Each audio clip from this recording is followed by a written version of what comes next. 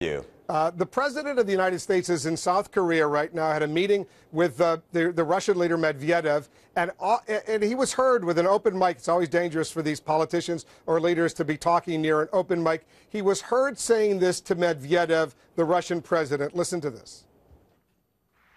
This is my last election. Yeah, After my election, I have more flexibility. Yeah. Yeah, I understand. I transmit this information to Vladimir and understand. All right, in case you didn't hear it, this is my last election. After my election, I have more flexibility. That is a factual statement that the president is making. If he doesn't have to worry about getting reelected, he doesn't have to worry so much about domestic politics. Is there anything wrong when it comes to national security issues to be saying something like that to the Russian leader? Yeah, there's something terribly wrong with that. It is alarming. It is troubling.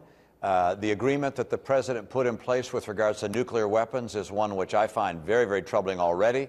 The decision to withdraw our missile defense sites from Poland put us in greater jeopardy, in my view. The actions he's taken so far, which he says are to reset relations with Russia, have not worked out at all. Russia continues to support Syria, supports Iran, has fought us with the crippling sanctions we wanted to have the world put in place against Iran.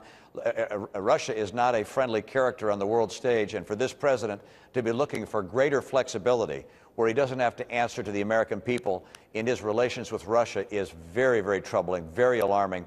I'm very, very concerned. I think the American people are going to feel the same way. This is a president who is telling us one thing and doing something else, and is planning on doing something even more frightening. Well, when you say even more frightening, what's he planning on doing, in your opinion?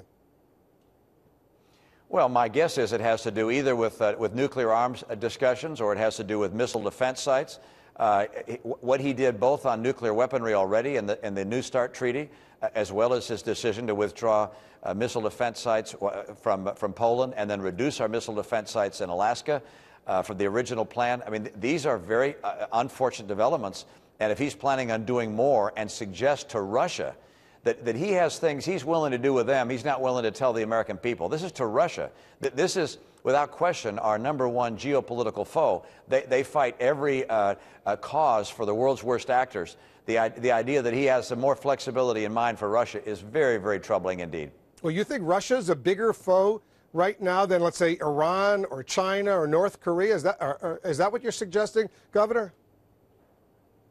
Well, I'm saying in terms of a geopolitical opponent, the nation that lines up with the world's worst actors. Of course, the greatest threat that the world faces is a nuclear Iran, and nuclear North Korea is already troubling enough.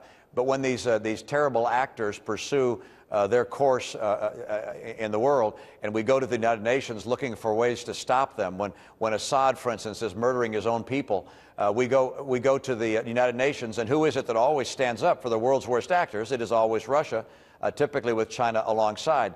And so in terms of a geopolitical foe, a nation that's on the Security Council, that has the heft of the Security Council, and is, of course, a massive nuclear power, Russia is the geopolitical foe. And the idea that our president is planning on doing something with them that he's not willing to tell the American people before the election is something I find very, very alarming.